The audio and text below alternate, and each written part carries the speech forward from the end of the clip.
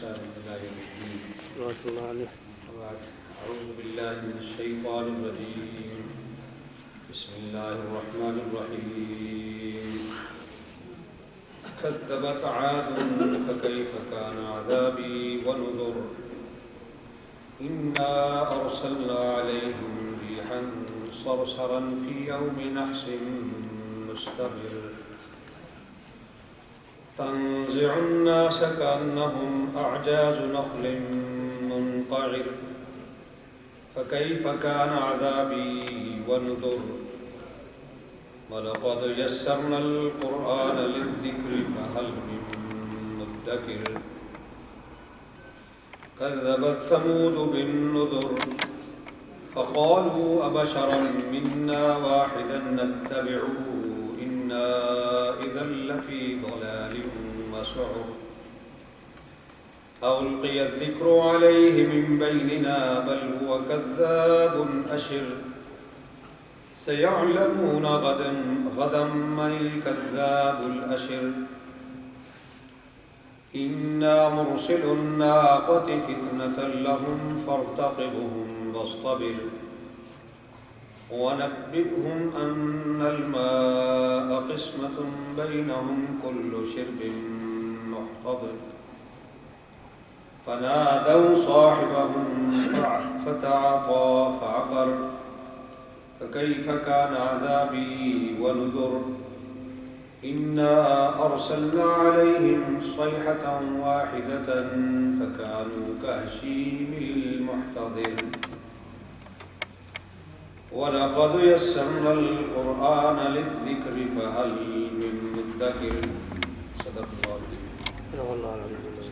کذبت عاد، قوم عاد نے بھی جھٹلایا تھا. کیف کان عذابی ونذر، تو اب دیکھو کہ میرا عذاب اور میرا ڈرانا کیسا تھا. انا ارسلنا علیہم ریحا صرصرا، ایک دائمی نحوست کے دن میں ہم نے ان پر تیز سخت آندھی بھیجی. تنزع الناس کأنہم اعجاز نخل منقعر، وہ اکھاڑ کر پھینک دیتی لوگوں کو گویا کہ وہ اکھڑی ہوئی کھجور کے تنے ہیں. فکیف کان عذابی ونذر، پس کیسا تھا میرا عذاب اور کیسے تھے میرے ڈراوے. وَلَقَدْ يَسَّرْنَا الْقُرْآنَ لِلذِّكْرِ فَهَلْ مِن مُدَّكِرٍ، بے شک ہم نے آسان کر دیا ہے قرآن کو نصیحت قبول کرنے والوں کے لیے، تو کیا ہے کوئی نصیحت حاصل کرنے والا. کذبت ثمود بالنذر، ثمود نے بھی جھٹلایا. فقالوا وبشرا منا واحدا نتبع انا اذا لفی ضلال وسعر، کہنے لگے کہ ایک اکیلا آدمی ہے جو ہم جیسا ہی بشر ہے، تو کیا ہم اس کی پیروی کریں؟ اگر ہم ایسا کریں گے تو ہم جنون اور گمراہی کا شکار ہو جائیں گے. سَيَعْلَمُونَ غَدًا مَنِ الْكَذَّابُ الْأَشِرُ،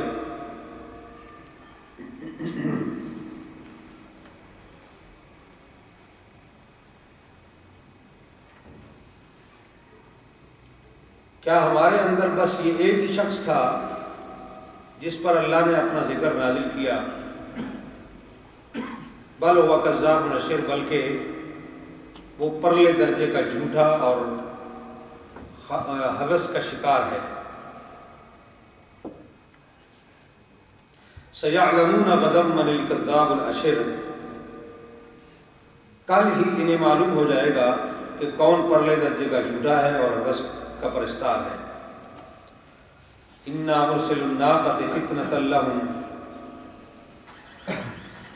فارتقبہم واصطبر، ہم اونٹنی کو ان کے لیے آزمائش بنا کر بھیج رہے ہیں، اب صبر کے ساتھ دیکھ کے ان کا انجام کیا ہوتا ہے.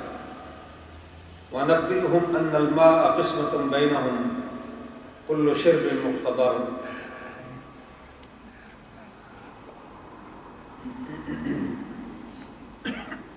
ان کو خبر دے دے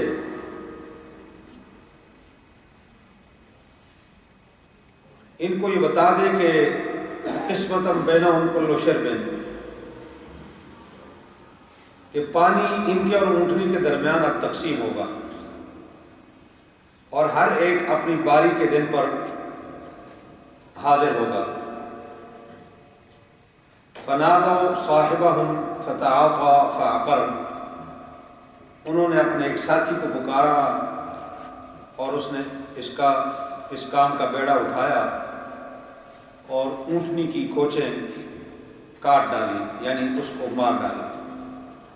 فکیف کان عذابی ونذر، تو اب دیکھو میرا عذاب کیسا ہے اور میرا ڈرانا کیسا ہے۔ انا ارسلنا علیہم صیحۃ واحدہ، ہم نے ان پر بس ایک ہی دھماکہ کیا۔ فکانوا کہشیم المحتضر، تو وہ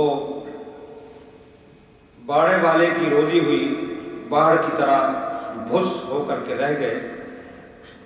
وَلَقَدْ يَسَّرْنَا الْقُرْآنَ لِلذِّكْرِ فَهَلْ مِن مُدَّكِرٍ، ہم نے قرآن کو تذکیر کے لیے آسان کیا ہے، بس ہے کوئی نصیحت حاصل کرنے والا۔ سبحان ربک رب العزت عما یصفون وسلام علی المرسلین والحمد للہ رب العالمین۔ سورہ قمر کی آیات 18 سے 32 تک تلاوت کی گئی ہیں۔ ان میں دو قوموں کا ذکر ہے، قوم عاد کا اور قوم ثمود کا۔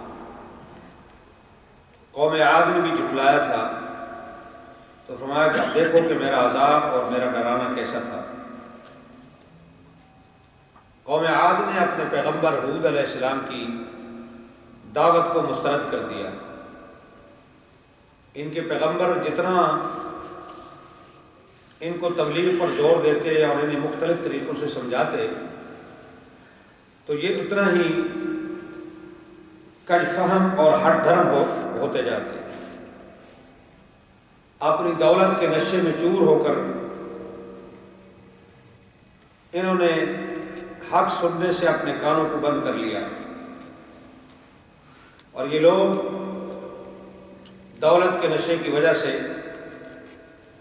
دیکھنے والی آنکھیں اور سمجھنے والے دل سے یہ لوگ محروم ہو گئے۔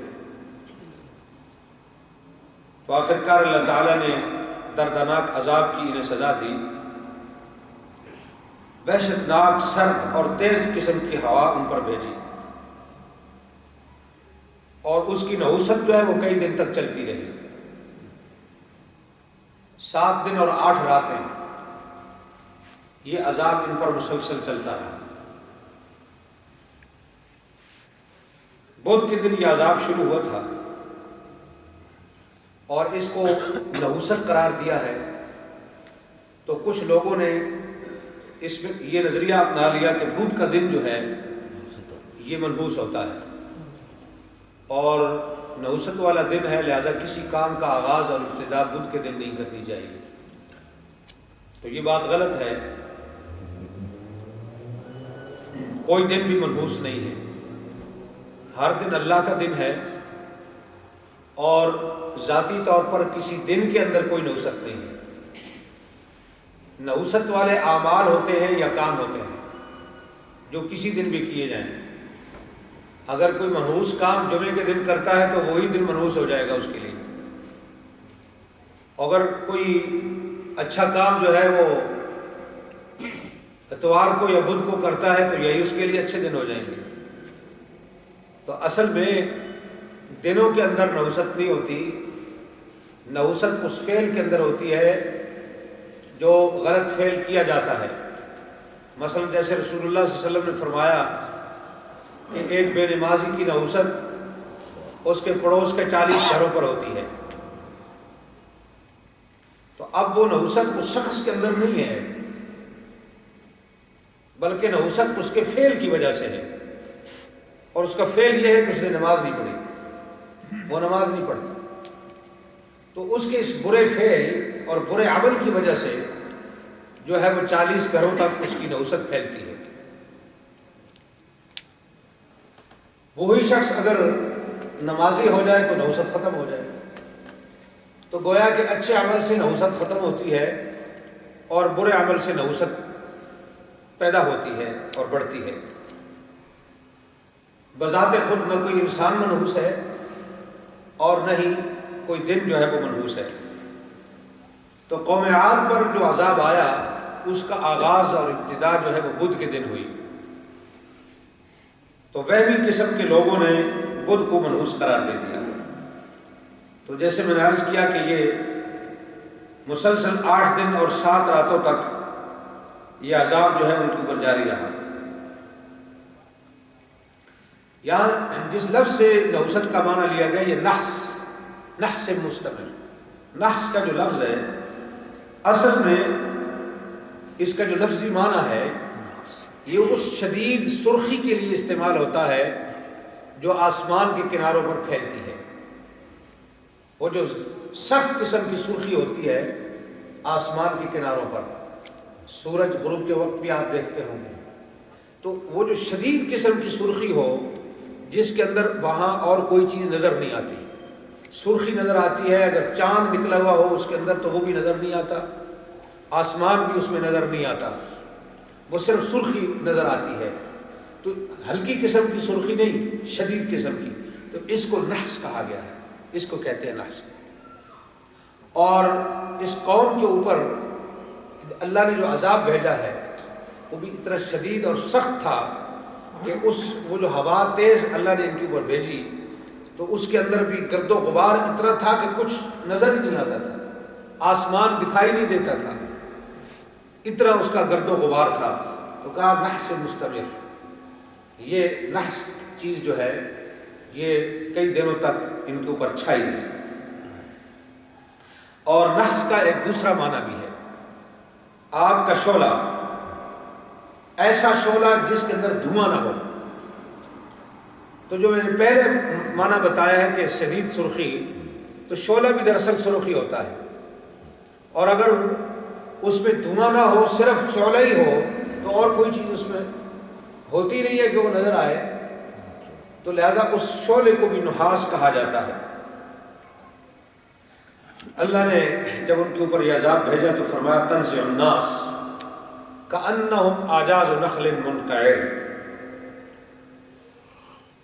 انہوں نے زیر زمین پناہگاہیں بنائی ہوئی تھی اور انڈر گراؤنڈ انہوں نے محلات اور مکانات تعمیر کیے ہوئے تھے، زمین کی آفتوں سے اور اوپر کی آفتوں سے بچنے کے لیے۔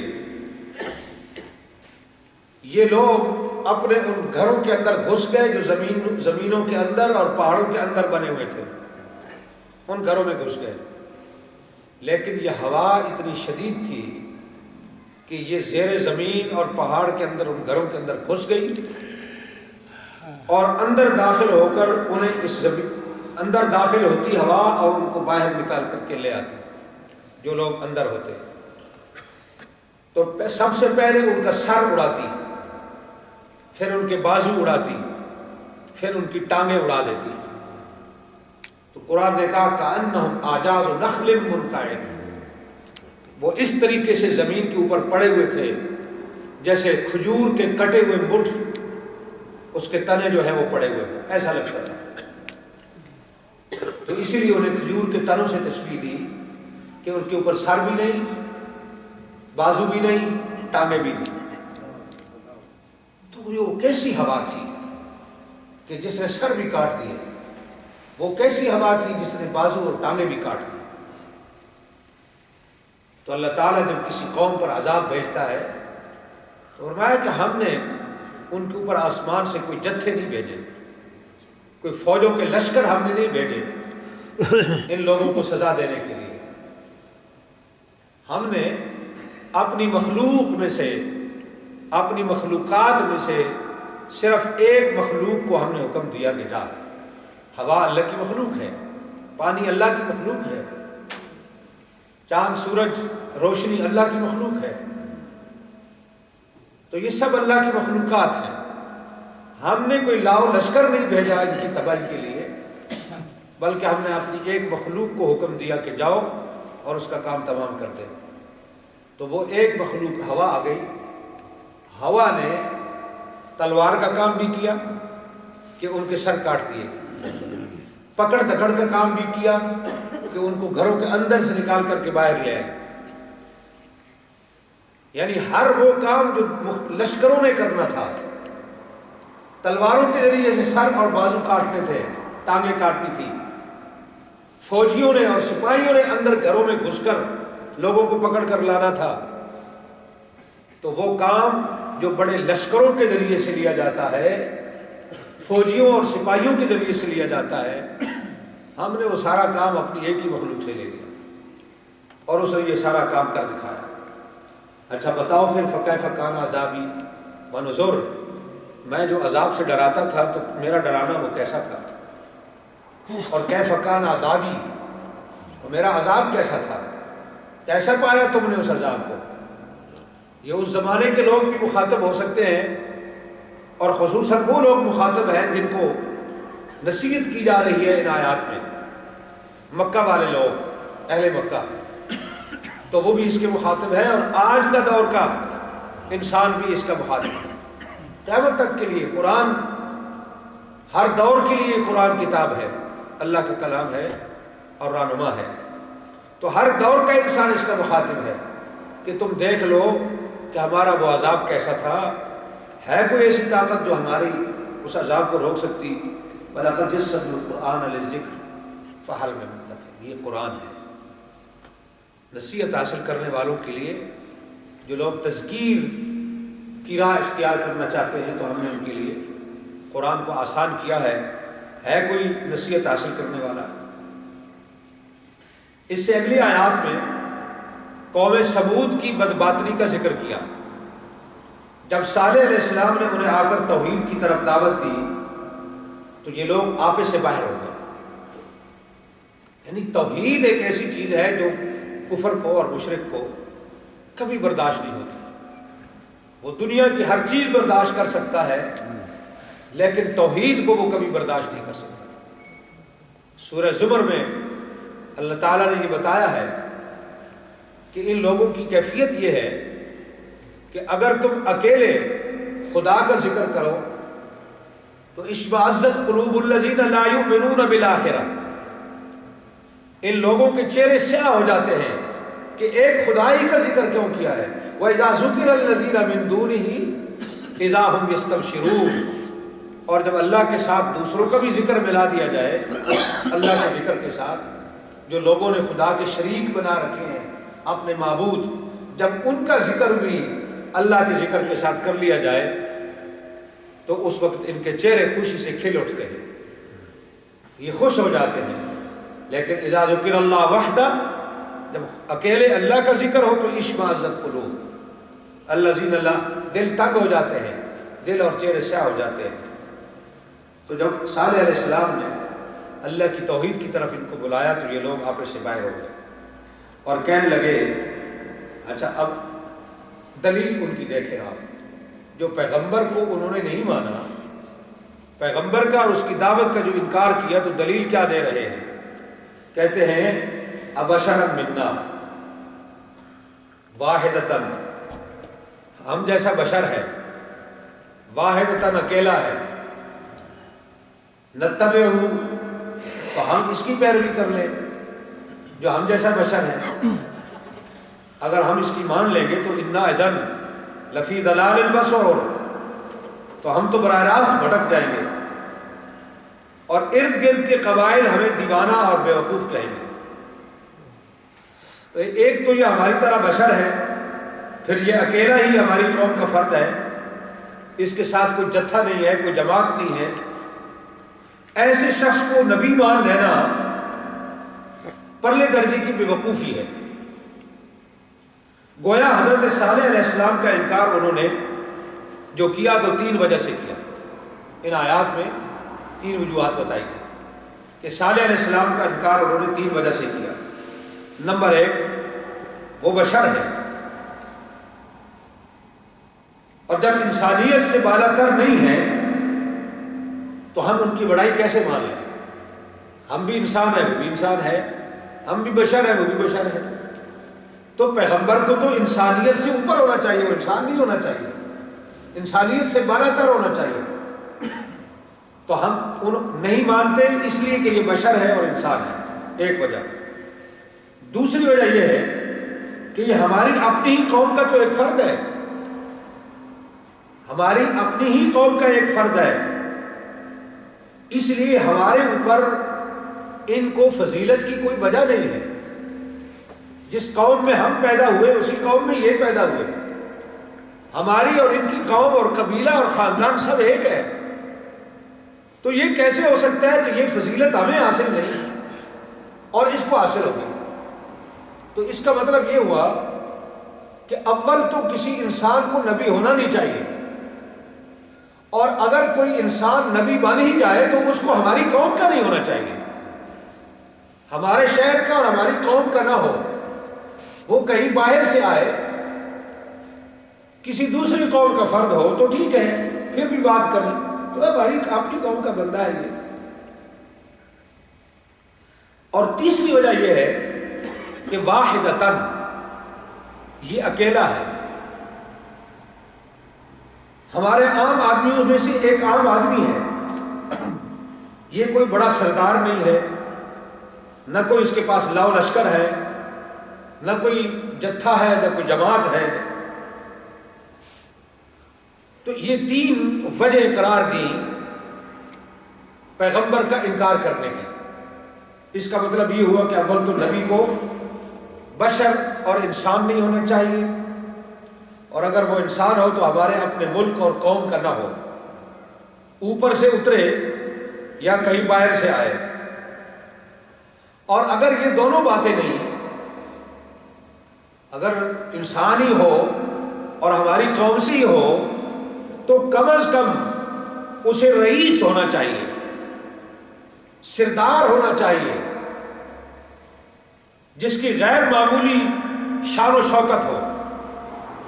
تو یہی وہ جہالت تھی جس کے اندر مکہ کے کفار بھی مبتلا تھے۔ نبی صلی اللہ علیہ وسلم کی رسالت ماننے سے جو انہوں نے انکار کیا ہے، تو ان کا انکار بھی اسی بنیاد پر تھا کہ آپ بشر ہیں، عام آدمیوں کی طرح بازاروں میں چلتے پھرتے ہیں، کل ہمارے ہی یہ درمیان پیدا ہوئے اور پھر ہمارے اندر ہی یہ جوان بھی ہو گئے، ہماری ہی قوم کا ایک آدمی ہے یہ، اور نہ کوئی اس کے پاس جتھا ہے، نہ جماعت ہے، نہ مال و دولت ہے، اور نہ دنیاوی کر و فر اور کوئی شان و شوکت ہے، اور دعویٰ کر رہے ہیں کہ مجھے اللہ نے نبی بنایا ہے۔ قرآن کریم نے ان کا یہ بیہودہ بات جو ہے وہ نقل کی ہے۔ ما لہذا الرسول، کیسا رسول ہے یہ؟ یأکل الطعام ویمشی فی الاسواق، یہ کھانا بھی کھاتا ہے اور بازار میں بھی جاتا ہے۔ لولا انزل الیہ ملک فیکون معہ نذیرا، تو ایسا کیوں نہیں ہو گیا کہ اگر اس کو نبی بنانا ہی تھا تو کوئی فرشتہ اس کے ساتھ آ جاتا جو اس کے ساتھ کھڑے ہو کر اس کی تائید کرتا، اس کی تصدیق کرتا۔ تو فرشتہ کیوں نہیں نازل ہوا جو اس کے ساتھ مل کر کے انذار کرتا، ڈراتا لوگوں کو؟ اور کبھی وہ یہ کہتے کہ لولا نزل ھذا القرآن علی رجل من القریتین عظیم، سورہ زخرف آیت نمبر 31۔ یہ قرآن مکہ اور طائف کے کسی بڑے دولت مند شخص پر کیوں نازل نہیں ہوا؟ مکے کا ایک غریب شخص جو ہے وہ خدا نے ڈھونڈا اپنے قرآن کے لیے۔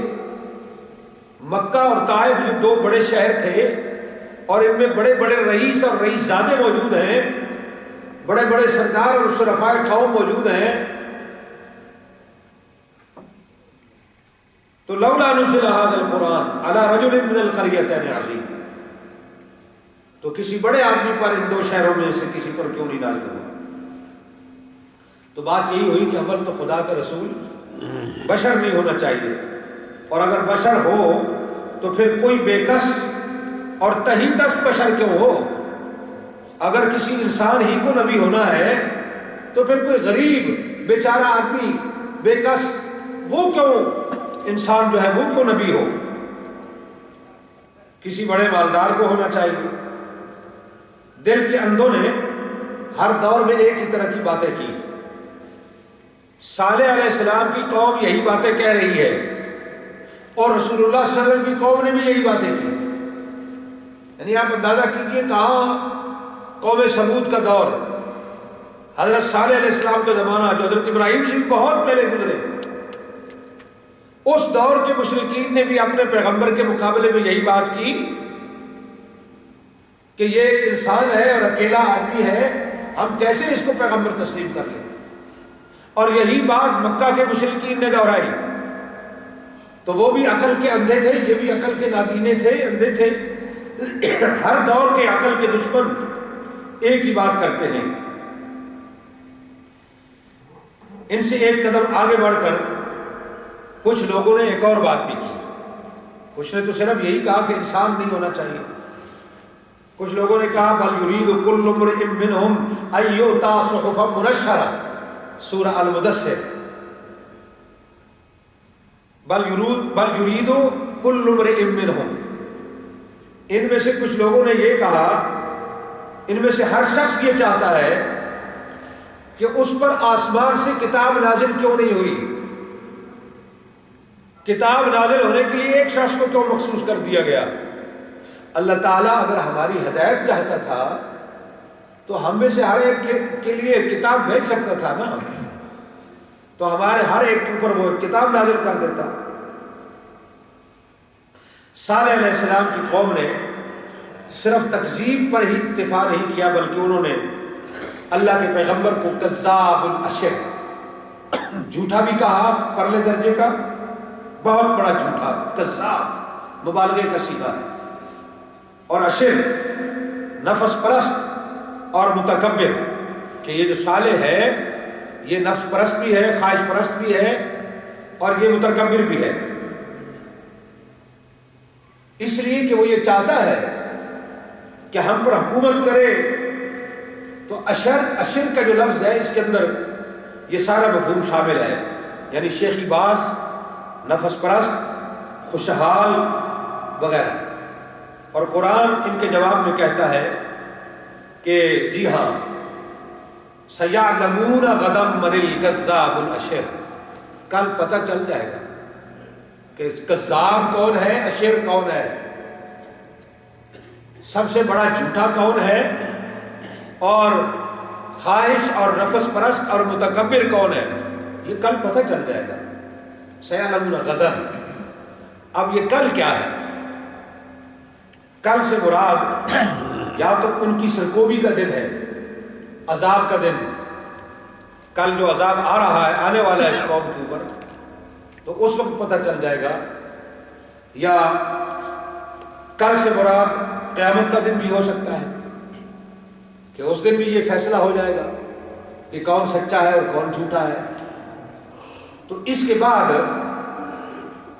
صالح علیہ السلام کی اونٹنی کا ذکر کیا.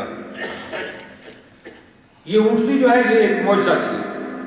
انا مرسل الناقۃ فطرۃ اللہ، صالح علیہ السلام کی طرف ہم نے وہی بھیجی کہ ہم اونٹنی کو آزمائش اور امتحان کے لیے بھیجیں گے. اس لیے فاصطبرہم، آپ ان کے انجام کا انتظار کیجئے اور صبر سے کام لیجئے. آپ دیکھیں کہ ہم ان کے ساتھ کرتے کیا ہیں.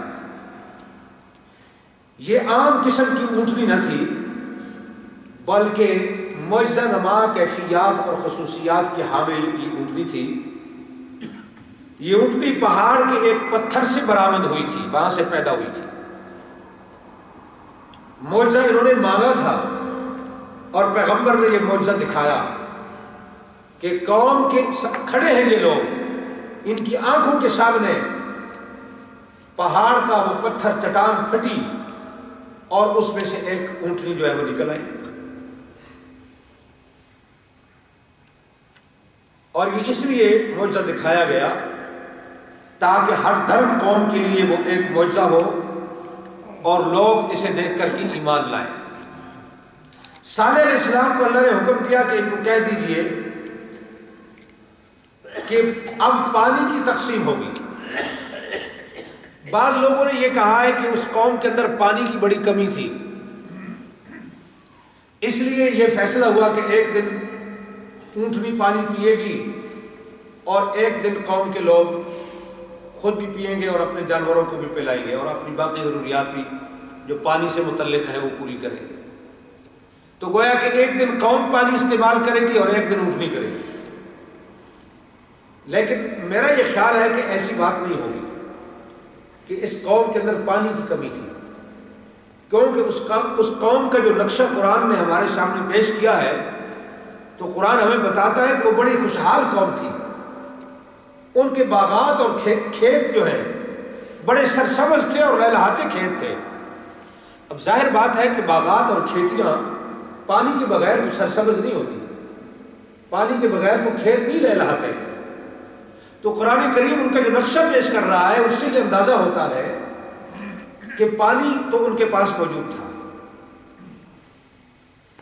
لیکن بستی کے اندر جہاں لوگوں کی رہائش تھی، کھیتوں اور باغات کی بات نہیں ہے، بستی کے اندر جہاں لوگ رہتے تھے تو وہاں شاید ایک ہی کنواں تھا پانی پینے کا جس سے سارے لوگ پانی بھرتے تھے اور اپنے گھریلو جانوروں کو بھی وہیں سے پانی کو نکال کر کے پلاتے تھے.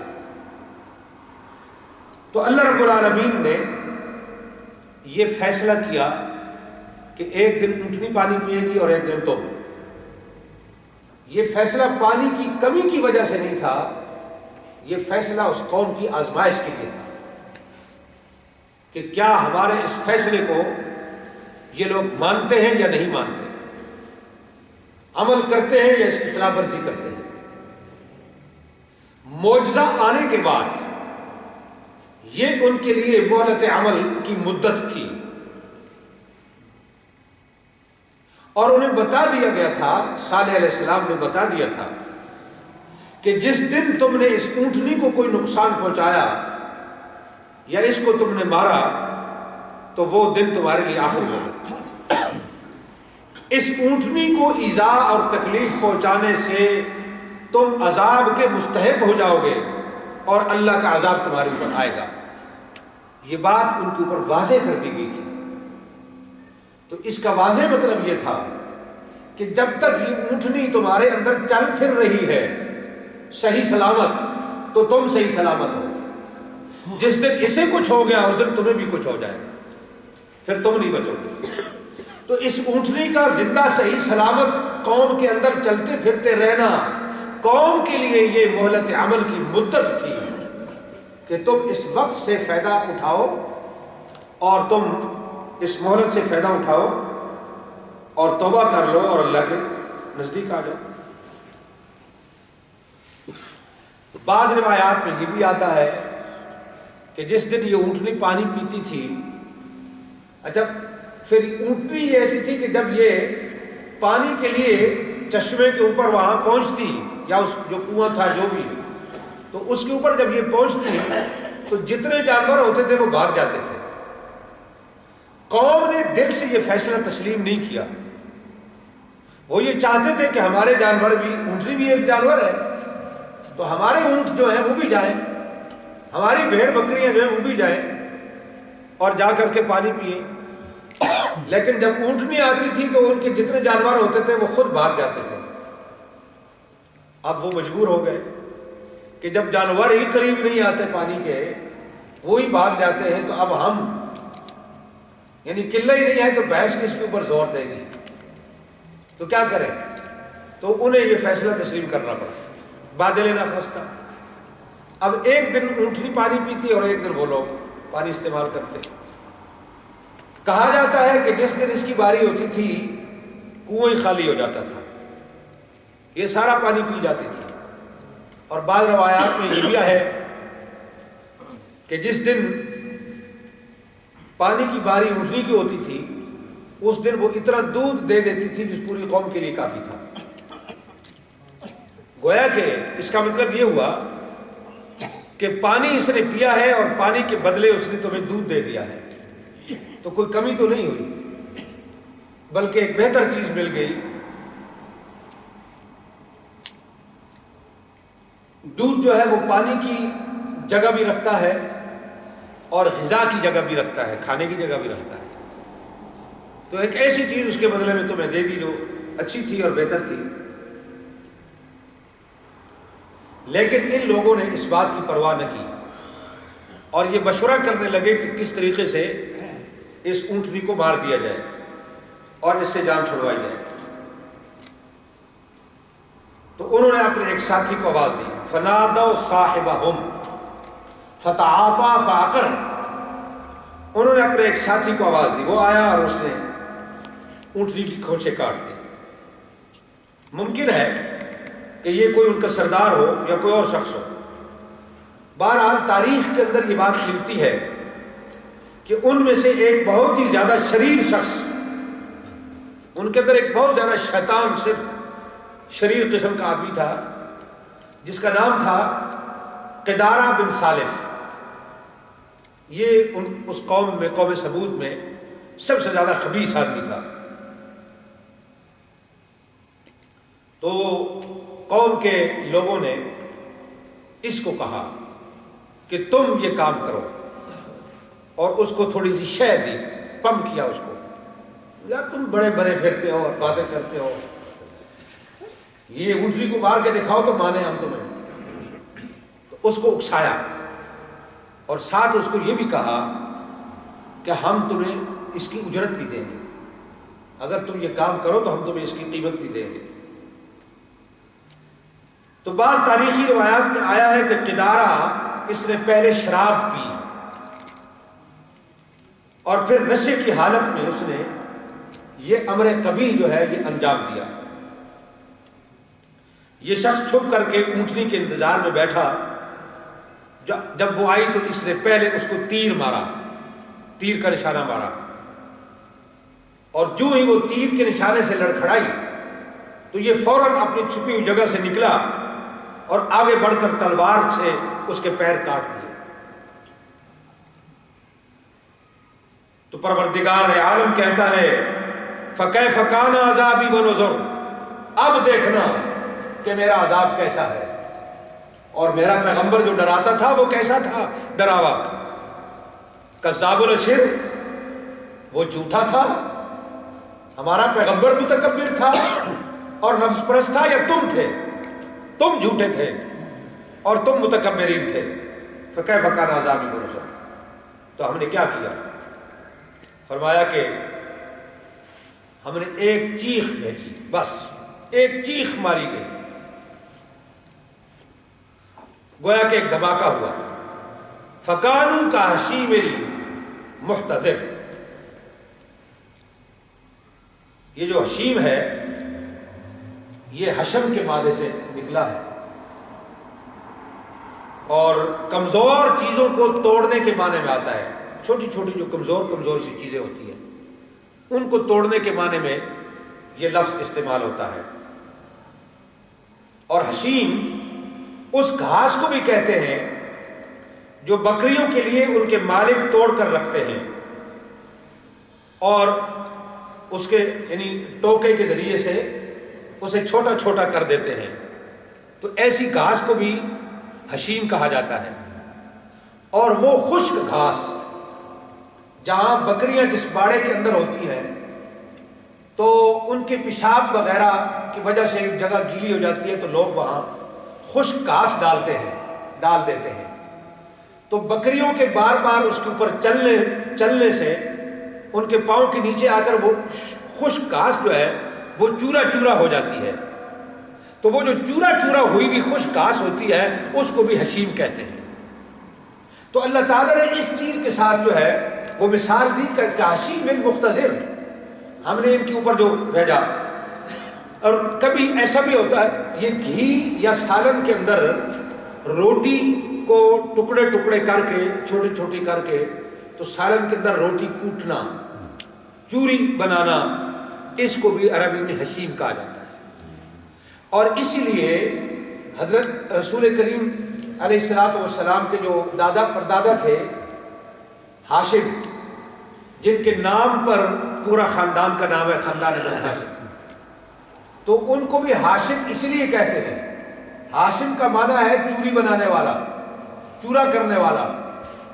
وہ سالن کے بہت بڑا برتن رکھ کر اس کے اندر روٹیاں چورتے تھے اور پھر وہ مسافروں کو کھلاتے تھے، مہمانوں کو کھلاتے تھے، حج کے موقع پر حاجیوں کو بنا کر کھلایا کرتے تھے، تو عموماً وہ دوسرے لوگوں کو کھلانے کے لیے چوری بناتے تھے، تو اس لیے ان کا لقب پڑ گیا ہاشم۔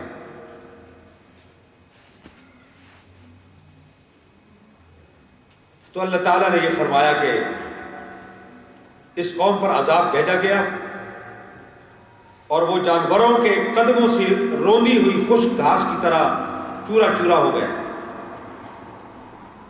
اب عجیب بات یہ ہے، پہلے ایک عجیب بات آپ نے سنی قوم عاد کے لیے کہ قوم عاد پر ہوا بھیجی اور ہوا ایسی تھی جو پکڑ کے باہر بھی لے آتی تھی اور سر بھی اور بازو بھی کاٹ دیتی تھی۔ حالانکہ ہوا کا کام یہ نہیں ہے،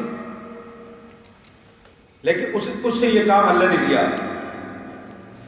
اسی طرح قوم سمود کے اوپر اللہ تعالیٰ نے صرف ایک چیخ بھیجی، ایک چیخ ماری گئی، ایک آواز نکالی گئی، بس اس ایک آواز کی وجہ سے کیا ہوا کہ کاشیب المختضر، ہر انسان اس ٹوٹی ہوئی خشک گھاس کی طرح چورا چورا ہو گیا، اس کی چوری بن گئی، ٹکڑے ٹکڑے ہو گیا۔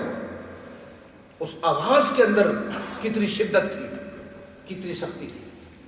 تو یہ جو دھماکہ ہوتا ہے، اب یہ بم کا دھماکہ آپ دیکھ لیں، کسی جگہ پر جب اس کا دھماکہ ہوتا ہے تو جس جگہ وہ گرتا ہے وہاں تو تباہی ہوتی ہے، لیکن اس کے دھماکے سے، دھماکے کی آواز سے ارد گرد کی عمارتیں جو ہیں وہ ہل جاتی ہیں، ٹوٹ جاتی ہیں، گر جاتی ہیں، کھڑکیاں دروازے ٹوٹ جاتے ہیں۔ تو یہ تو وہ دھماکہ ہے جو انسان کرتا ہے، اور اس دھماکے کی صرف آواز سے مکانات گرتے ہیں، اور وہ دھماکہ تھا جو اللہ رب العالمین نے کیا۔ تو کاشیم المختضر، اس سے انسان چورا چورا ہو گئے۔ سورہ حامیم سجدہ جو ہے اس کی آیت نمبر 31 میں اللہ رب العالمین کا ارشاد ہے فَإِنْ أَعْرَضُوا فَقُلْ أَنذَرْتُكُمْ صَاعِقَةً مِثْلَ صَاعِقَةِ عَادٍ وَثَمُودَ، ان کو کہہ دو اے میرے پیغمبر صلی اللہ علیہ وسلم، اپنی قوم کو، اپنی امت کے لوگوں کو یہ بات بتا دو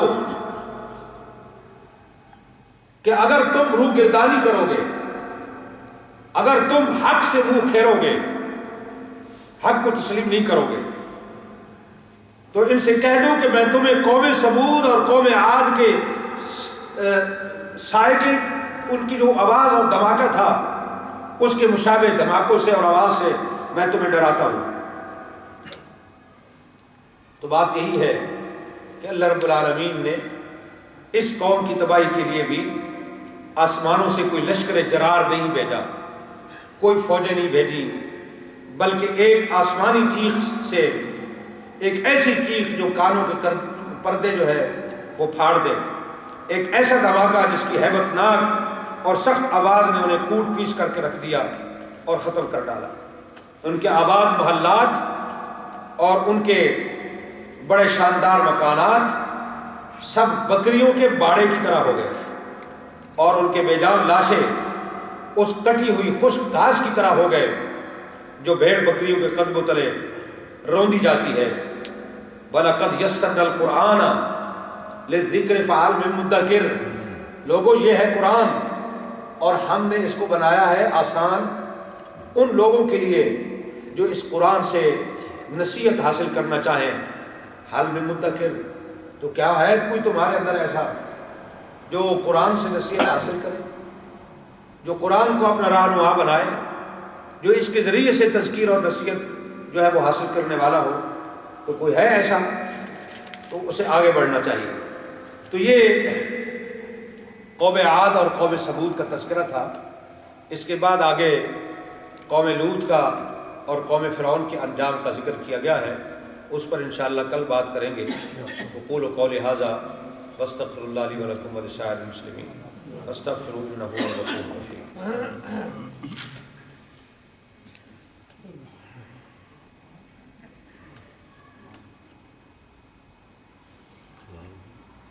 الحمدللہ رب العالمین، اللہم انا نسألک الہدی والتقی اللهم اغفر لنا لما تحب اللهم احسن عاقبتنا واجرنا من خزي الدنيا وعذاب الآخرة. سبحانك اللهم وبحمدك أشهد أن لا إله إلا أنت نستغفرك ونتوب إليك. سبحان ربك رب العزة عما يصفون